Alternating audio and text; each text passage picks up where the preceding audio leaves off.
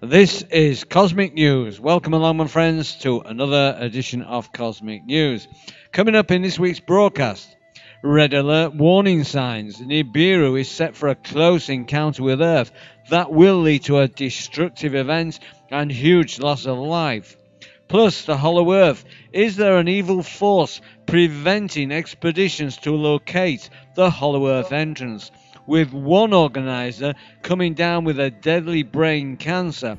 Was he infected with this deadly disease to prevent this expedition taking place? And many whistleblowers, scientists and astronomers meeting untimely deaths. Were they taken out for spilling the beans on classified information?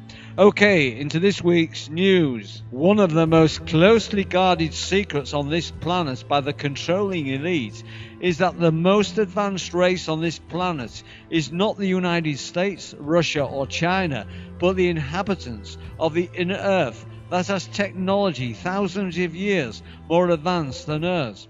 And anybody planning to reveal this truth by organizing expeditions to the Hollow Earth entrance would be deemed a threat to national security. Steve Curry plans such an expedition to confirm the Hollow Earth entrance that was to depart on June the 26th, 2007. But Steve became very ill with brain cancer and passed away shortly after. The trip was then cancelled. Was Steve infected with this lethal disease to prevent this expedition taking place? Another expedition was planned by Brooke Agnew but failed to materialize. It seems that there is some powerful force preventing any such expedition to locate the Hollow Earth from being carried out. This following report originates from ourhollowearth.com, titled Voyage to Our Hollow Earth Expedition blog. A substantial amount of unusual evidence indicates that our Earth is hollow and has polar openings that lead into the interior. There are presently hundreds of Hollow Earth theory fans worldwide who subscribe to this theory. A proposed expedition would like to conduct some scientific observations in the Arctic that we hope will resolve once and for all whether the Hollow Earth theory has any validity. The indigenous Eskimos believe there is a hole in the Arctic Ocean. Observations of several Arctic explorers of mirages of land in the Arctic indicates the most plausible location for a North Polar opening that leads into the interior of the Earth is located at 87.7 north latitude, 142.2 east longitude. To check out this theory, a group of Hollow Earth believers and scientists would like to charter a Russian nuclear icebreaker into the Arctic Ocean. From the northern shores of Franz Josef Island, the expedition would like to first go to the North Geographic Pole and from there south onto the 141st east longitude meridian. The discovery of a virulent green land in the Arctic by Arctic explorer Richard Evelyn Byrd was reportedly reached at a distance of about 1,700 statute miles. It is uncertain from what point in the Arctic he took his flight beyond the pole to reach that undiscovered land. But from any point in the Arctic, 1,700 miles brings one only over land covered by ice and snow. For example, from the New Siberian Islands to Greenland over the geographic North Pole on meridian 141 east longitude brings one to Greenland in only 1,450 miles. Therefore, the land Admiral Byrd discovered beyond the pole covered with lush green vegetation must be located within the North Polar opening. That land has been sighted out over the Arctic wastes by several different explorers from different directions at different times. It is a land that has been sighted always in the same direction, whether seen from Greenland, Alaska or northern Russia. The Russians call it Sannikov Island and have seen it north of the New Siberian Islands. Admiral Peary, on his way to the pole in 1909, sighted land northwest of Cape Thomas Hubbard on the northwest coast of Ellesmere Island in northern Canada. With him, Lieutenant Green Macmillan and their Eskimos also saw it, and even later went on an expedition out on the ice to find it, and only turned back when their Eskimos claimed it only to be a mist. Macmillan swore it looked every bit like real land. Admiral Peary did also, and so he named it Crocker Island. Dr. Cook, on his way to the pole in 1906, said it also, towards the northwest of his trek to the pole from Ellesmere Island, and even took a picture of it. Then from Harrison Bay on the north coast of Alaska, Captain Keenan sighted land also towards the northwest. Jan Lamprecht, in his book Hollow Planets, makes an excellent case that these sightings of mirages of land in the Arctic could easily actually be land within a polar opening, seen as a doubly inverted mirage caused by the warm air that comes up out of the polar hole. Several of us can trace our ancestors back to the intrepid Viking explorers that settled northern Europe in the 7th century. Some later migrated to Iceland, and some even further to the west coast of Greenland. These hardy Arctic colonizers discovered every year that the more plentiful hunting was further to the north. Then in 1721, when Greenland was resettled, it was noticed that the Viking colonists had disappeared from Greenland.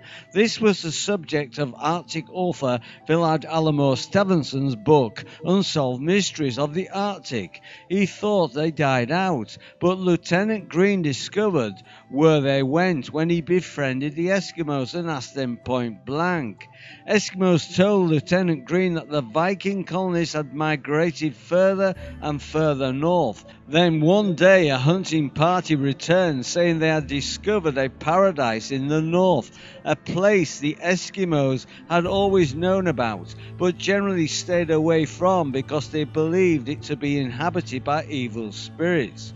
When the Vikings' exploration party had returned and delivered the wonderful news of their discovery, the Eskimos say that the Viking colonists all promptly packed their bags and, singing songs, departed happily northwards, out over the ice, and never returned.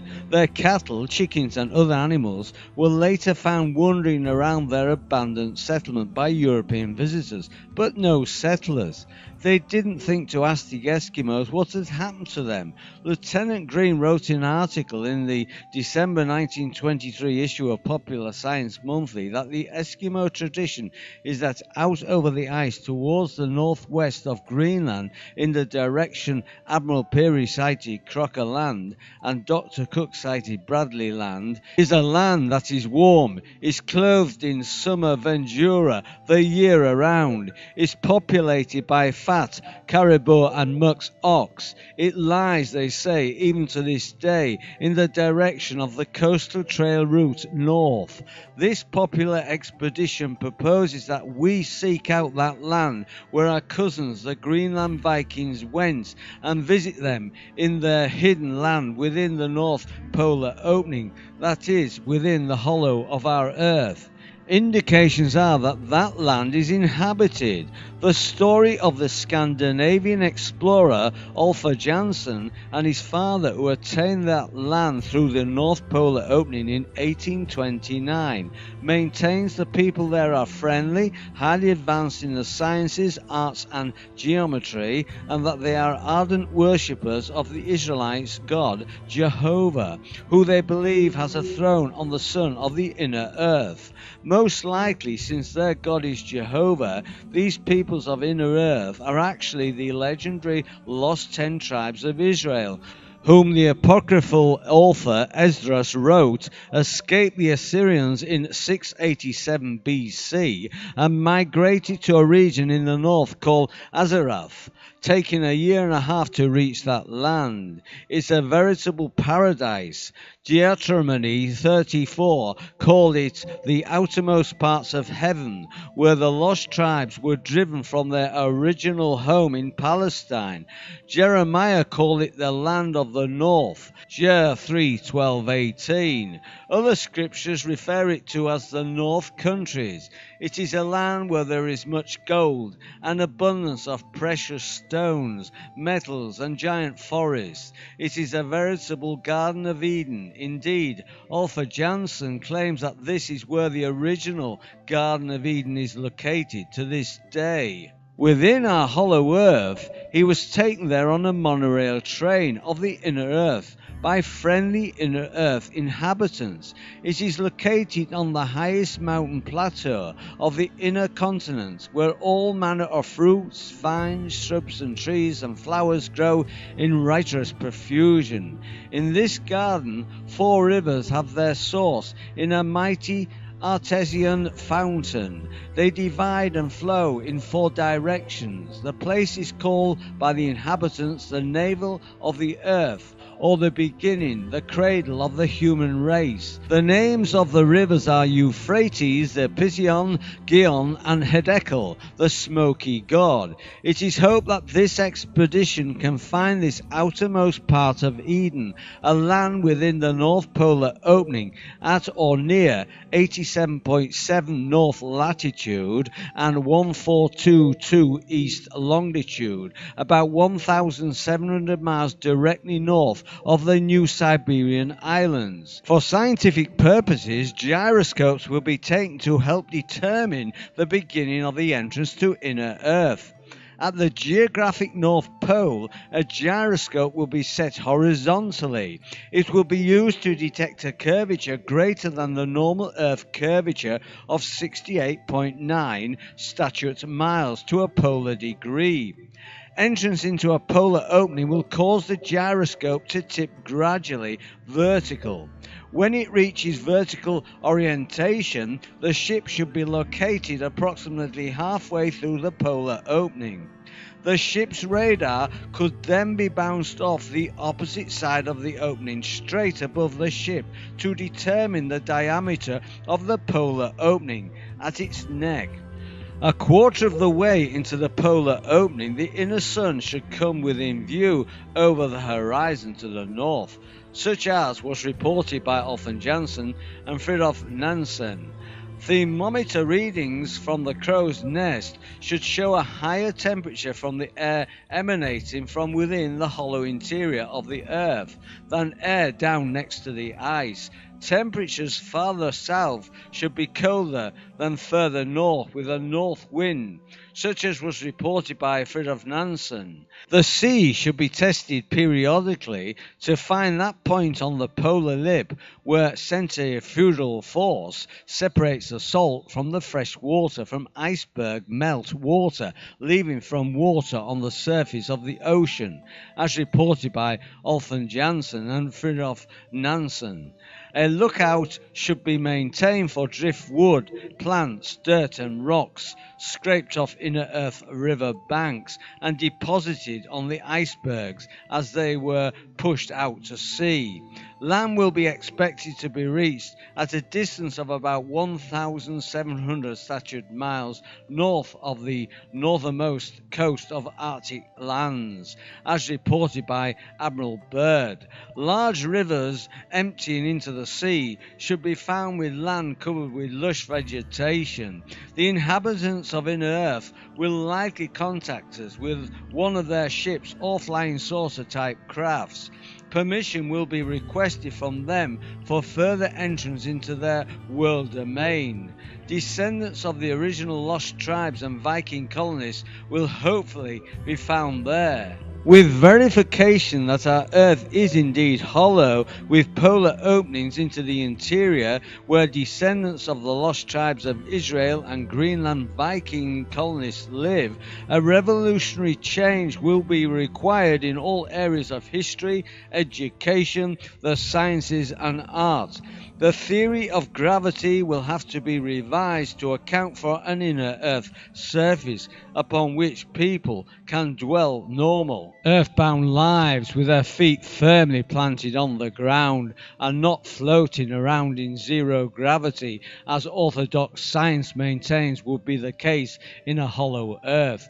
The theory of evolution will be dealt a decisive blow with the establishment of the location of the actual original Garden of Eden, indicating the historical accuracy of the Bible and the reality of our first parents, Adam and Eve. For example, in the lost books of the Bible, in the book of Adam and Eve, is given to understand our first parents originated from inner Earth, after being driven from the Garden of Eden by God for partaking of the forbidden fruit.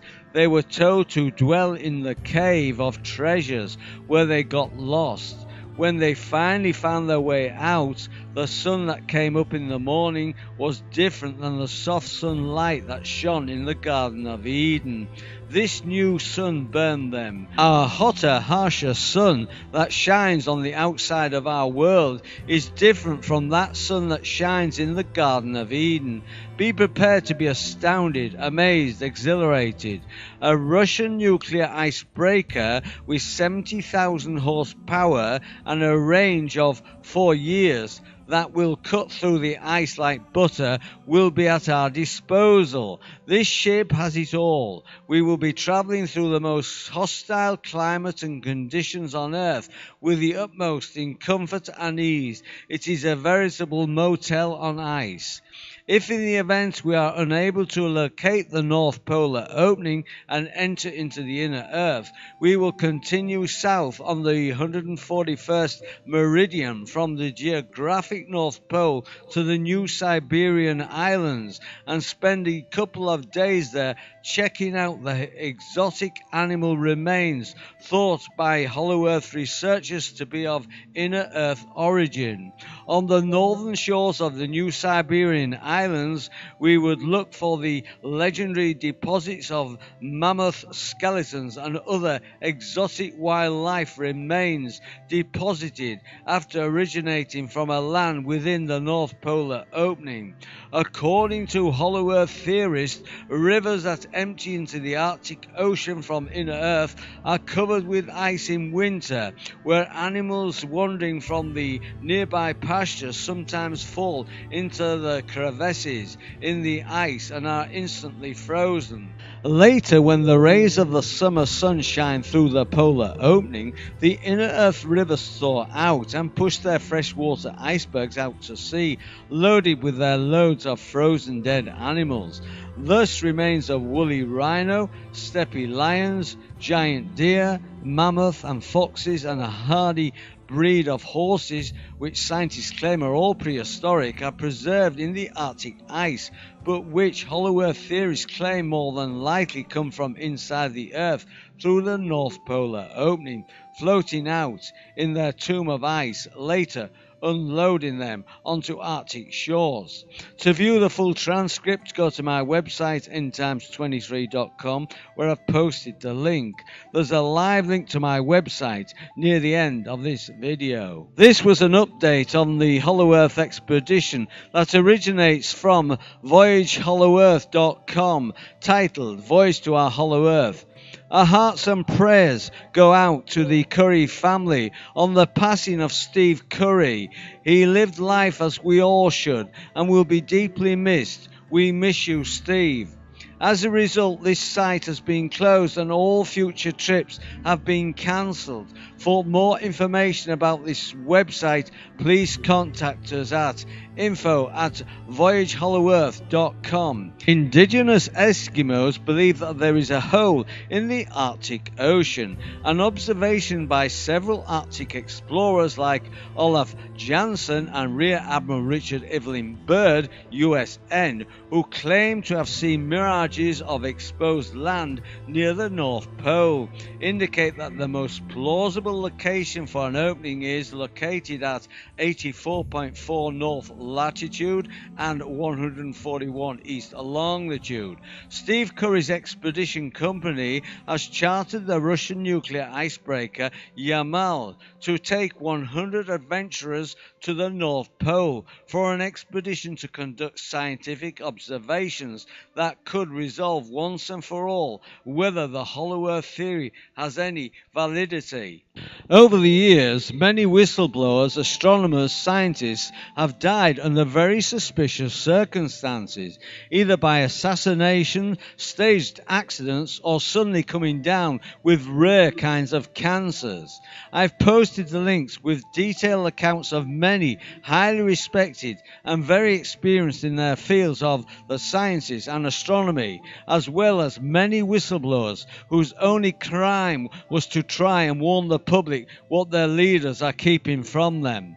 To view the list, go to my website endtimes23.com, where I've posted the link. There's a live link to my website near the end of this video. And finally, as we approach the final days of our present civilization due to the arrival of the system Nibiru and the subsequent destruction this massive object will cause, what are the signs this event is drawing near? In the last few weeks, many second sun images are now appearing from many locations around our planet. This is the main sign this event is drawing near. Secondly, the skies, seas and rivers of our planet will increasingly appear red as huge amounts of iron oxide dust dragged in by Nibiru enters our atmosphere.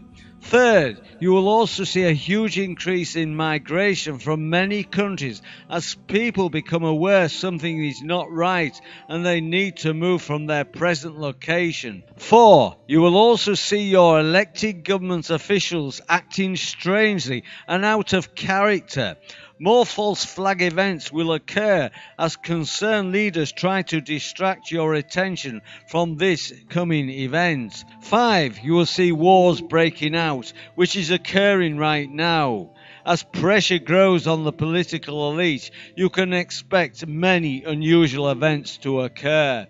6. A massive increase in UFOs appearing right around the planet. Another important sign to look out for. 7. Watch out for the elite heading for their survival bunkers. This is one of the most important signs to look out for.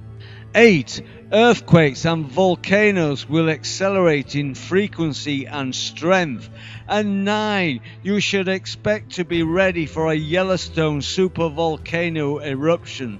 There are signs this is starting to occur, with animals fleeing the area and roads melting. Even now, there is a secrecy clampdown on info leaking out on this massive volcano.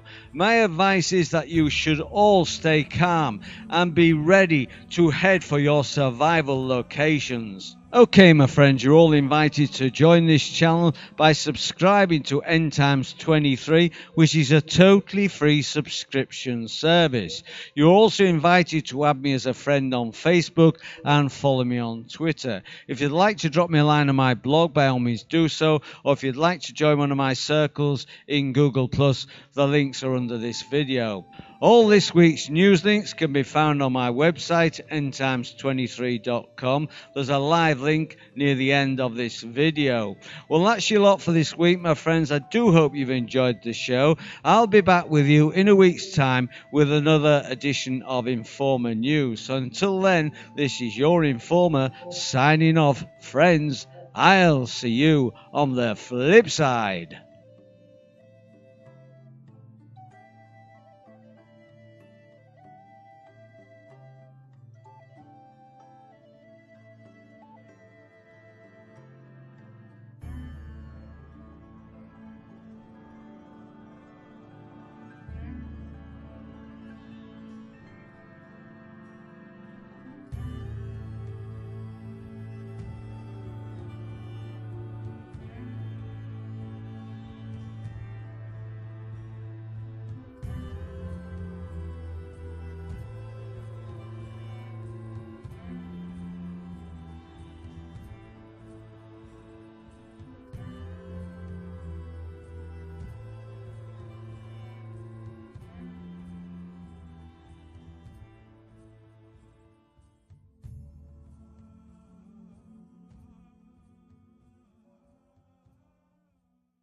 expedition taking place, and many whistleblowers, scientists and astronomers meeting untimely deaths. Were they taken out for spilling the beans on classified information? Okay, into this week's news. One of the most closely guarded secrets on this planet by the controlling elite is that the most advanced race on this planet is not the United States, Russia or China, but the inhabitants of the inner Earth. That's after the trip was then cancelled. Was Steve infected with this lethal disease to prevent this expedition taking place? Another expedition was planned by Brooke Agnew but failed to materialize. It seems that there is some powerful force preventing any such expedition to locate the Hollow Earth from being carried out. This following report originates from ourhollowearth.com. Cosmic News. Coming up in this week's broadcast, red alert warning signs. Nibiru is set for a close encounter with Earth that will lead to a destructive event and huge loss of life. Plus, the Hollow Earth. Is there an evil force preventing expeditions to locate the Hollow Earth entrance? With one organizer coming down with a deadly brain cancer. Was he infected with this deadly disease to prevent this